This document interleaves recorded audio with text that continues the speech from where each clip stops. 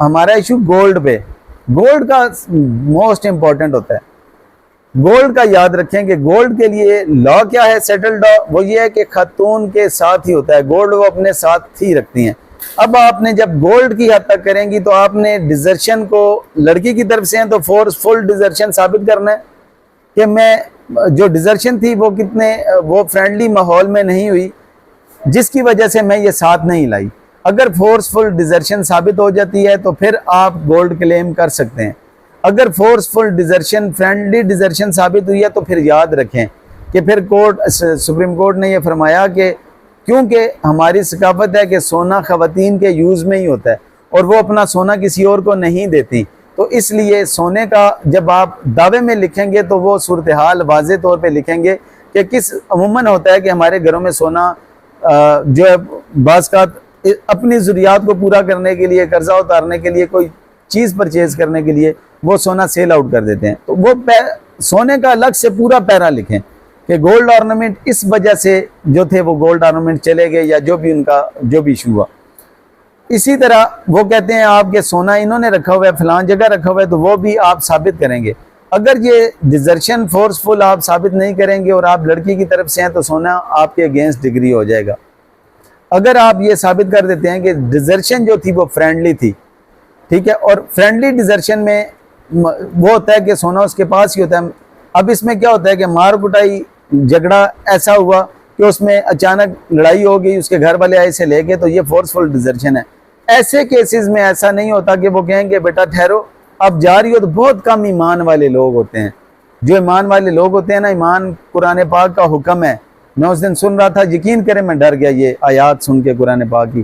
फरमाया कि जो कुछ तुम्हारी बीवियों का है, जब खुदा ना खास्ता आपके हालात खराब हो जाएं और अलहदगी हो तो उनको वो उससे ज्यादा दे के भेजो। और आखिर में वार्न किया कि सोचो कि अगर तुम ऐसा करोगे तो ये तुम्हारे फायदे में है, इससे तुम्हें नफा होगा, और अगर तुम उनका कुछ रख लोगे, उनको प्रॉपरली तरीके से रुखसत नहीं करोगे तो तुम इस नुकसान उठाने वालों में से होंगे। हमारे एक्सपीरियंस में देखा है कि लोग जलील होकर रह जाते हैं जब ऐसा करते हैं। तो अपने क्लाइंट को गाइड करें कि जो उसका हक है वो आप ना रखें, वो हक उसको अदा करें, ठीक है जी। इसमें सोने की हद तक आ गया। फिर सोने की रसीदात लगी होती हैं। पहले मैंने कोशिश की आपको अहम इशू लॉ इस पे बताने की कि अगर फोर्सफुल डिजर्शन नहीं है तो सोना आप नहीं ले सकते, फोर्सफुल डिजर्शन है तो उसमें सोना आपको मिलने के चांसेस होते हैं। उसके बाद आता है सोना। आप देखें, सोने की अक्सर लोग ये करते हैं कि रसीदात मैन्युअर्ड करते हैं, यानी सोना हमेशा हम लोग खरीदते हैं उससे जो हमारा जानने वाला होता है सुनहरा, उसके पास लेटर ऑन भी हम जाते हैं तो वहां जाके हम उनसे रसीदात बना लेते हैं। अब सोने की रसीदात दो तरह की होती हैं, आपने देखा होगा। सोने की रसीदात, मैम तशरीफ लाई, थैंक यू, वालेकुम सलाम मैम। अच्छा, सोने की रसीदात दो तरह की होती हैं। आप ये देखें कि बहुत अहम है। हम लोगों ने अल्हम्दुलिल्लाह, आप कहेंगे तो आपको क्रॉस एग्जामिनेशन की कॉपियां हम देंगे। सोना कैसे उड़ाया? सोना ऐसे उड़ाया कि सोने की रसीद जो होती है, देखें वकील के लिए एक एक चीज का ऑपरेशन करना बड़ा जरूरी होता है। आप सोने की रसीद को जब देखते हैं, सोने की रसीद में दो तरह की रसीदात होती हैं। एक, जब आप रसीद लेने के लिए जाते हैं, कोई भी किसी भी आप इसका एक्सपेरिमेंट करें, वो ऐसे करें कि आप जब अपने किसी रिलेटिव के साथ या खुद भी आप ज्वेलर के पास जाएंगे, उसे कहें जी मुझे इतना, मसलन मुझे 6 तोले सोना चाहिए, मुझे बालियां चाहिए, मुझे कड़े चाहिए, वो आपको लेटर हेड पे बना के देगा कि ये इसका आजकल ये रेट है, इसमें हम कारीगरी इतनी लेंगे और इसका ये होगा। उसके नीचे वो मालियत लिख देता है। लोग अमूमन जाते हैं, सुनहरे से रसीदात बनाते हैं, ज्वेलर उन्हें ये रसीद दे देता है। याद रखें, ये रसीद एस्टिमेटेड रसीद होती है, तखमीने की। हमारे लोग, हमारे वकला को भी ये नहीं पता होता, जब वो रसीद लाते हैं वो खुश हो जाते हैं।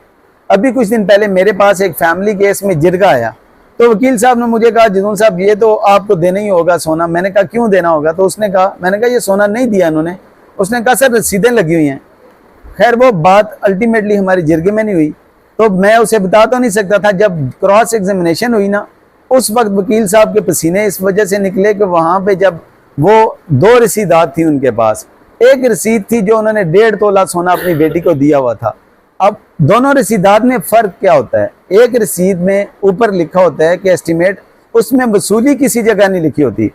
जिसमें एडवांस वसूल किया होता है उसमें लिखा जाता है कि एडवांस इतना है, बकाया इतना और फलां डेट को देना है, या सारे वसूल कर लिए हैं, वो लिखा होता है और उसमें पेड की स्टैंप लगी होती है बाकायदा। अब ये क्योंकि एस्टिमेटेड रसीदात थी तो मैंने उसने कहा रसीदात एग्जिबिट करा दी। मैंने कोई ऑब्जेक्शन ही नहीं किया उसके एग्जिबिट होने पर रसीदात के। ऑब्जेक्शन इसलिए करता कि इन केसेस में हम सुनियारे को तलब नहीं कर सकते, एप्लीकेशन दे भी तो नहीं तलब किया जाता कोर्ट की तरफ से। अब मैंने ये किया कि मैंने उससे किया कि ये दुरुस्त है कि आपकी पहली वाली रसीद, क्योंकि 1.5 तोला उन्होंने दिया हुआ था, वो मैंने एडमिट कर लिया। मैंने कहा जी ये रसीद है, इस पे वसूली भी है। सामने वाले की वकील साहब मुस्कुरा रहे थे इस बात पे कि जी वकील साहब एडमिट करवा रहे हैं, जबकि मैं सोना तो मैंने उन्हें देना ही देना था, जो उनका सोना था ही 1.5 तोले। मैंने कहा जी इस रसीद में वसूली की भी बाबत भी लिखा हुआ है। उसने कहा जी बिल्कुल लिखा है। अब खातून मान गई इस बात को कि लिखा हुआ है, और मैंने कहा जी इसमें इतना बकाया लिखा है, ये 1.5 तोले की रसीद है और ये वही सोना है जो आपने ये फलां तस्वीर में पहना हुआ है। उसने कहा जी बिल्कुल ऐसे ही है। अब इससे अगला सवाल जब किया और मैंने कहा ये जो रसीद है, इस रसीद में वसूली का कहीं नहीं लिखा हुआ। उसने देखा तो अब उस पर इनकार वो कर नहीं सकती थी क्योंकि वसूली का नहीं लिखा हुआ था। अब उसने ये कर दिया जी वसूली का नहीं लिखा। फिर मैंने ये बताया कि ये वहाँ सजेशन दी कि ये रसीद जो है ये एस्टिमेट की रसीद है, जो रसीद वो थी उस पर रकम का अदायगी का लिखा था, वसूली का, और इसमें नहीं है। अब ये था, इससे ये उनका सोना जो था बाकी 7-8 तोले सोना उनका इसमें उड़ गया। देखें समटाइम्स ये होता है कि हमें ये कंपैरिजन किया करें, आपको कंपैरिजन का हमें पता होगा तो हम ये करके इन रसीदात को उड़ा देंगे। जब इन रसीदात को हम उड़ाएंगे, अब इसके बाद एक और अहम बात होती है कि वो अमूमन ये होता है कि हम किसी जाने वाले ज्वेलर से ना ले लेते हैं इसी तरह सीरियल नंबर एक लिया, उसी पे ना एक सोना अब वकील साहब बना रहे होते हैं क्योंकि क्लाइंट को इतना, या समटाइम्स क्लाइंट बड़ा सियाना होता है, क्लाइंट बना लेता है। जब क्लाइंट इन चीज़ों को बनाता है तो क्लाइंट उसमें क्या लिखता है जी कि डेट्स, मसलन एक आज ली, 1 महीने के बाद ली, एक फिर ले ली। अब होता क्या कि रसीदें तो गठी फाड़ी होती हैं उससे, बुक से, कैश बुक से। अब वो ये होता है कि आप ये कहेंगे, वहाँ पे लिखते हैं कि ये दुरुस्त है कि आपकी ये जो रसीद है ये सीरियल नंबर 91 की है, ये फलां डेट की है। दूसरी जो रसीद है वो सीरियल नंबर 92 की और ये 3 महीने बाद की है। अब यानी इन 3 महीने में सुनियारे से लॉजिकल बात नहीं है कि 3 महीने में उससे कोई और सोना गया ही कोई नहीं। और उसने ये देखें जो फोर्जरी होती है वो इस तरह पकड़ी जाती है। अब आप जब वो पूरी रसीद को टॉप टू बॉटम बार बार पढ़ेंगे ना, वो रसीद खुद बोलेगी। देखें अल्लाह का करम होता है, जब ईमानदारी से बंदा काम कर रहा होता है ना, अल्लाह ताला राज खोलने शुरू कर देता है। सीनियर वकला कहा करते थे कि फाइल बोलती है।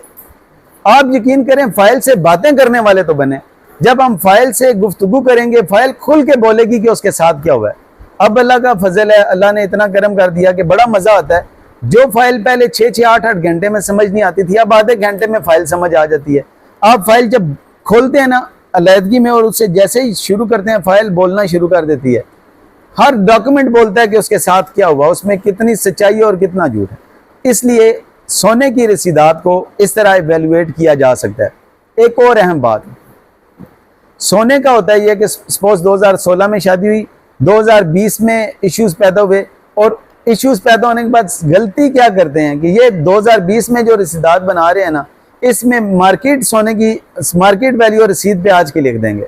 अभी हमारे केस में हुआ, अभी केस में क्रॉस एग्जामिनेशन की, उसने सोने की वैल्यू यानी 2013 में शादी हुई थी, 2023 में उनकी आपस में लैदगी हुई। 2023 में जो रसीद उन्होंने बनाई हुई थी सोने की वो 2,20,000 के हिसाब से बनाई थी पर तोला।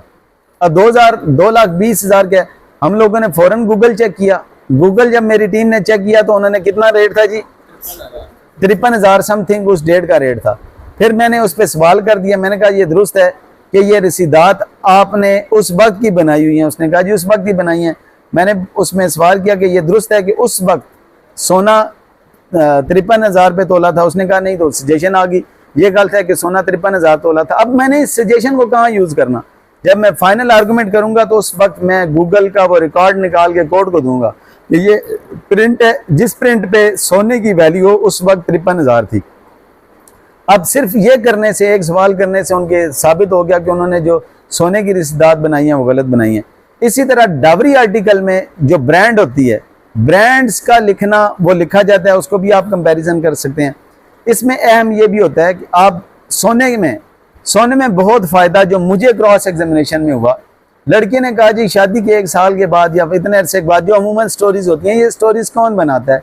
हमारा वकील, हमारा स्टेनो। हम उसे बताते हैं कि शादी के 6 महीने बाद हर केस में यही स्टोरी होगी।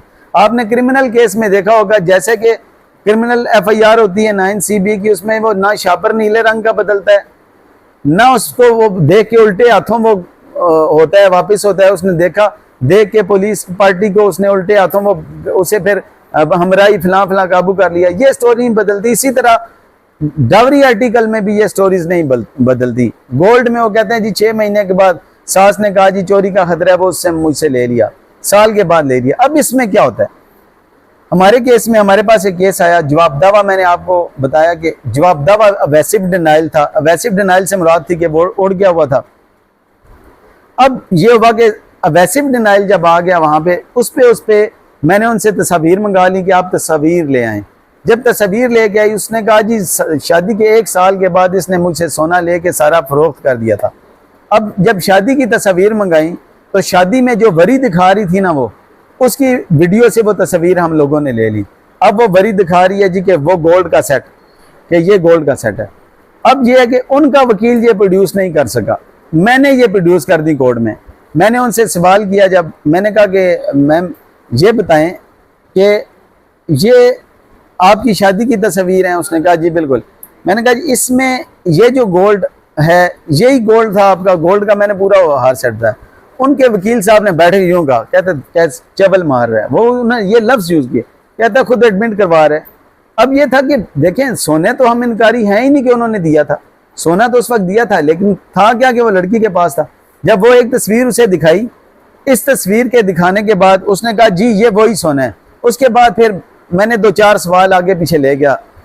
आखिरी आगे चल के जो मैंने सवाल किया, मैंने कहा जी ये दुरुस्त है कि आपका माशाल्लाह बेटा इतने साल का हो गया? उसने कहा जी। मैंने कहा ये लास्ट ईयर आपके बेटे की 3rd बर्थडे थी? उसने कहा जी 3rd बर्थडे थी लास्ट ईयर।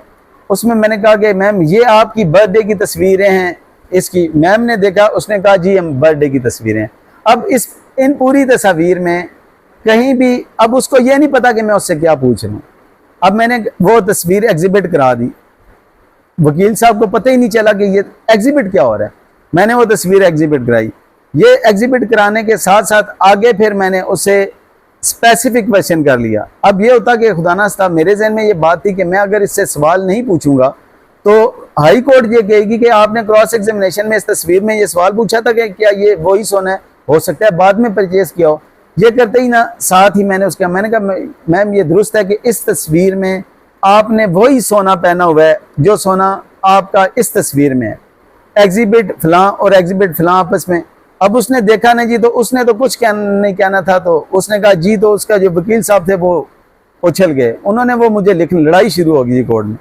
उसने कहा जी ये लिख ही नहीं सकते आप, वो इसमें बड़ा इशू बन गया। अब वो लिखने ना दे, अब सुन तो लिया, लेकिन हुआ क्या अल्टीमेटली कोर्ट आ गई, कोर्ट के सामने उसने कहा जी ये सवाल नहीं कर सकते। अब उसने मीनवाइल अपने क्लाइंट को कह दिया कि आप ये कहें कि ये मसनूई सोना था, उसने ये कह दिया। अब जैसे ही वो वकील अपना फन तो इस्तेमाल करता है, वकील साहब ने जब ये कहा तो उसने ये कहा जी हाँ ये वही सोना है, लेकिन आगे आज खुद कहा, ये जज साहब ने कहा जी चलें लिखाएं, आज खुद कहा कि ये सोना मसनूई था।